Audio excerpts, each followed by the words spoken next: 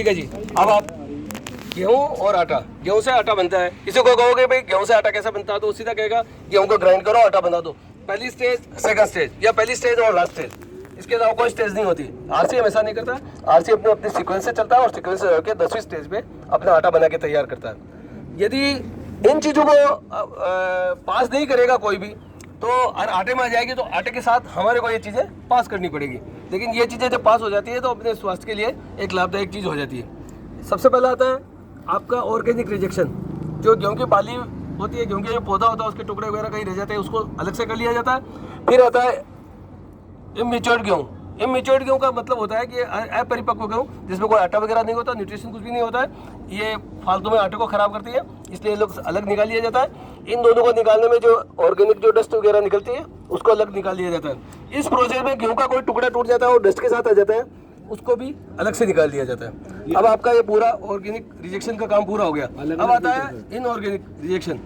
Unorganic rejection में कंकर पत्थर वगैरह जो कि खेत में गेहूं को निकलता है, खेत में ढेर होता है, मंडियों में होता है, वेयर हाउस में जहाँ कहीं भी ढेर रहता है, या इसको कोई बोरी वगैरह रहती है, तो उसमें कंकर पत्थर कहीं भी आता है तो उसको निकाल लिया जाता है। अब आती है एक मडबोल। मडबोल गेहूं के पौधे के साथ में आ जाती है। क्योंकि उसकी डेंसिटी गेहूं के बराबर होती है, तो मशीनें उसको रिमूव नहीं कर पाती और एक्सेप्ट कर लेती है। जब मशीनें उसको एक्सेप्ट कर लेगी, तो उसको निकालने के लिए जो अपने पास एक चैलेंज खड़ा हो जाता है, उस चैलेंज को हटाने के लिए अपन इस गेहूं को रब करते हैं, उसका मडबोल का स्ट्रक्चर चेंज करते हैं। जब मडबोल इसको गेहूं को रब करेंगे तो मडबोल भी रब हो जाएगी और रब होकर उसका डस्ट बन जाएगी। जब वो डस्ट फॉर्म में आ जाती है, तो उसको वहाँ से न्यूमेटिक सिस्टम से उसको उठा के उसको अलग कर लिया जाता है।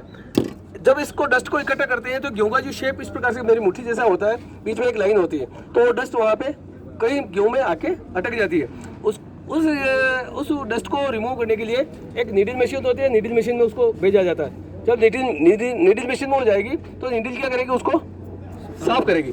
साफ करने के बाद में ये इस प्रकार की ये डस्ट निकल जाती है। अब आप दोनों डस्ट में डिफरेंस देख सकते हो, ठीक है ना। एक ये मडबोल की डस्ट है और एक आपकी वो गेहूं से निकली हुई नीडल की।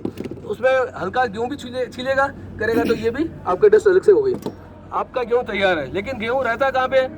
किसान के घर में भी रहता है, वेयर हाउस में भी रहता है, मंडियों के बड़े बड़े ढेर में रहता है। तो चूहों की चौकीदारी कोई नहीं कर सकता। चूहे क्या करेंगे, उसमें उछल कूद करेंगे, जो भी अपना एक्सटर्नल गिरा हो गेहूं पे छोड़ेंगे। गेहूं को दूषित कर दिया, कोई पक्षी भी उड़ रहा है, गेहूं का दाना उड़ रहा है, उसी में बीट कर गया, तो अपना गेहूं दूषित हो गया। उस दूषित गेहूं को उसमें उसका जो हटाने के लिए इसको गेहूं को वॉश किया जाता है। जब गेहूं को वॉश करते हैं, तो जो गंदा पानी होता है, इस प्रकार की दूषित जो पानी होता है, उसको ड्रेन कर दिया जाता है। गेहूं अपना नीट एंड क्लीन तैयार हो जाता है। गेहूं अपना नीट एंड क्लीन तैयार है, तो गेहूं को अपन 8 घंटे से लेकर 12 घंटे तक स्टोर करते हैं। क्योंकि सीड कोई भी हो, एक बार पानी लगने के बाद जर्मिनेशन की प्रक्रिया स्टार्ट करता है। तो गेहूं में भी एक बार पानी लग गया, पानी लगने से गेहूं में जर्मिनेशन का प्रोसेस चालू होगा। जर्मिनेशन नहीं कर रहे हैं, जर्मिनेशन की प्रोसेस हो जाता है ना। जर्मिनेशन का प्रोसेस स्टार्ट हो गया, तो उसका 8 घंटे से लेकर 12 घंटे तक, गर्मियों में 8 घंटे, सर्दियों में 12 घंटे, बीच का जो टेम्परेचर होता है गर्मी सर्दी के हिसाब से जो उसको सेट किया जाता है। उसके बाद में जब इसमें फोलिक एसिड बनता है, ये गेहूं क्या करेगा, एनवायरमेंट से नाइट्रोजन लेगा, नाइट्रोजन लेके इसमें फोलिक एसिड बनेगा, यानी प्रोटीन बनेगा। डॉक्टर कहते हैं ना कि आप अंकुरित बीज खाइए, अंकुरित मूंग खाइए। ये इसीलिए कहते हैं कि इसमें फोलिक एसिड होता है। फोलिक एसिड अपने सबसे सुपाच्य प्रोटीन होता है, सबसे जल्दी पचने वाला प्रोटीन फोलिक एसिड होता है। तो फोलिक एसिड जब बनाएगा, फोलिक एसिड की 8 घंटे में इसके टॉप स्केल पे आ जाता है, तो हम इसको ग्राइंड कर देते हैं। ये ग्राइंड के लिए पत्थर आप देख लीजिए सामने, थोड़ा भैया थोड़ा इधर आ जाइए, इनको सपोर्ट पीछे जाइए थोड़ा, आपको तो दिखिए रहा, इनको सामने। ये जो स्टोन है इसमें ग्राइंड होता है। इस स्टोन में ग्राइंड होने में ये ऊपर का स्टोन रहता है, नीचे का स्टोन अलग होता है। नीचे के स्टोन में इस प्रकार का होल नहीं होता है, ऊपर के स्टोन में ये होल है। ऊपर के स्टोन से हवा और गेहूं दोनों आएंगे, वो इंटर कराते हैं, और यहाँ से हवा और आटा एकजुट होगा। क्योंकि जब पत्थर आपस में घूमेंगे 450 RPM पे, तो उस गेहूं का आटा बना देंगे और आटा यहाँ से एकजुट हो जाएगा। ये जो स्टोन बना हुआ होता है, जो आयरन कोटेड सेंड होती है, उसको प्रेस करके बनाया जाता है, आयरन कोटेड सेंड। अब देखिए आप इस पत्थर में आप देख लीजिए, वो लाइनें है, खड्डे हैं, सब कुछ है, यानी पत्थर की घिसावट हो रही है। पत्थर की घिसावट कहाँ गई? आटे में आ गई। अब उसको रिमूव करना है। तो मैंने कहा ना कि ये आयरन कोटेड सेंड से बना हुआ पत्थर है। जब आयरन कोटेड सेंड है, तो उसकी घिसावट भी तो आयरन कोटेड होगी, है ना।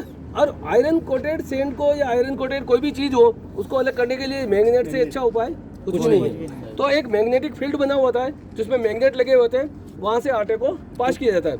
आटे को वहाँ से हवा से उठाते हैं, तो हवा से आटा जो उठेगा तो बिल्कुल घूमता हुआ उठेगा, एक एक कण उसका बिल्कुल फ्री रहेगा, एक एक कण फ्री रहेगा और मैग्नेट के पास भी जाएगा। तो मैग्नेट उसको जहाँ भी इसका परिवार का सदस्य मिला आयरन कोटेड का, उसको खींच के वो अपने पास ले लेगा। और उस जो डस्ट ने जिस आटे को इफेक्ट किया है, जो डस्ट आटे के साथ घुल मिल गई है, उसके साथ उसने संपर्क कर लिया है, उसको भी वो खींच के अलग कर लेगा और अपना फ्रेश आटा अपने पैकिंग के लिए तैयार मिल जाता। ये जो आपके पास में ये 9वें नंबर पे जो है ना आपका, ये वही चीज़ है जो इसको डस्ट को डिटेक्ट किया हुआ वही चीज़ है। ये मेरे पास छोटा सा मैग्नेट मैं आपको बता रहा हूँ, ये इसमें आप ये डाल दीजिए, ये देख लीजिए, ठीक है ना।